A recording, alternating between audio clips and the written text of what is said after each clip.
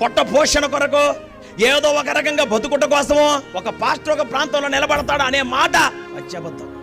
ఒక దైవజనుడిని దేవుడు ఒక ప్రాంతానికి తీసుకొని రాక మునుపు మంచి జీవితం, మంచి భవిష్యత్తు, యవన కాలం, యవన రక్తం, జ్ఞానం అన్ని ఉన్నప్పుడు ఆ యవన బలమంతా కుర్రోడిగా ఉన్నావు, ఇటా నడుం కట్టుకో, వచ్చి పనిచేయి కోసం ప్రజలు ఎందుకో ఫరోగాడి చేతుల నుంచి వారు విడుదల పొందాలా, పాలు తేనెలు ప్రవహించుచున్న కానాను దేశానికి వారు నడిపించబడాలా. నడిపిస్తావా?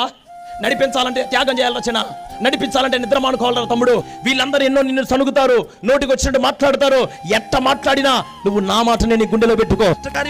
అయ్యో తిరగటానికి సరైన బండి లేదా, అరే రే భార్య చదువుకుంటే కదా ఆ కాలంలో, మాకంటే ఎక్కువ చదివినావు కదయ్యా. ఈ రోజున నేను చదువు లేకుండా గొట్ట వ్యాపారం చేసుకుని లక్షాధికారినైనా నువ్వేంద్రా నాయన నాకంటే ఎక్కువ చదివి ఈ జనాల మధ్యలో సత్తనవేరా బాబు. ఎప్పటికి ఇల్లు లేదా? లేదు. ఎక్కడ ఉంటున్నావు? అదిగో 4 రేకుల్లో. మరి చచ్చి బాగుంటది. మరి నీ వీళ్ళందరి మాటలు పట్టించుకోకుండా ఎందుకు వచ్చాడు?